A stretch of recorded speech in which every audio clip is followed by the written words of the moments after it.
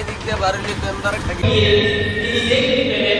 একজন বাইরে আসেন ওই বৃদ্ধ লোকটা সেই আবার প্রভু যীশু খ্রিস্টের সেই আনন্দের বার্তা অন্যের কাছে প্রকাশ করতে পারবো একবার। আর যখন উপহার হয়ে উঠি, যখন অন্যে আমাকে দেখে শান্তি করেছেন, এটাই তো আমার জীবনের সবচেয়ে প্রকাশ করতে পারি। এই বড়দিন হলো সেই ভালোবাসার উৎসব।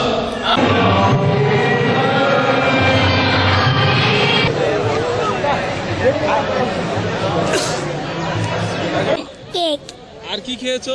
চকলেট আইটেম বলতে ধরেন নানান ধরনের রান্না বান্না তো আছেই, এছাড়াও তো আমাদের মনের অনেক আনন্দ আছে, অনেক কিছুর মধ্যে আমাদের বড়দিন উৎসবটা পালন করা হয়। আমাদের গ্রামের ঐতিহ্যের সাথে মিলিয়ে অনেক পিঠা করা হয়, এটা অনেকটা নবান্ন উৎসবের সাথে ম্যাচ করেই করা হয়। অনেক পিঠার উৎসব, তারপর খাবারে যে দুপুরে স্পেশাল মেনু পোলাও থাকে, স্পেশালি মাংস থাকে। আমি যেটা করেছি সেটা গরুর মাংস করেছি, মুরগির মাংস করেছি, চিংড়ি মাছ করেছি, পোলাও হবে এই।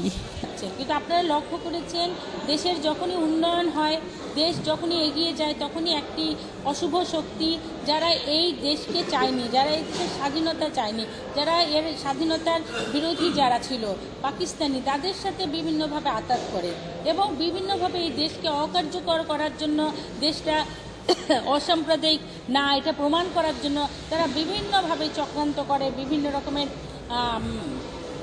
ক্রাইম তৈরি করার চেষ্টা করে। যার পরিপ্রেক্ষিতে আমরা এবার দেখেন যে আরও সিকিউরিটি বেশি নিচ্ছি, কারণ আপনার রাজাকার আলবদরদের বিচার হয়েছে বাংলাদেশের মাটি।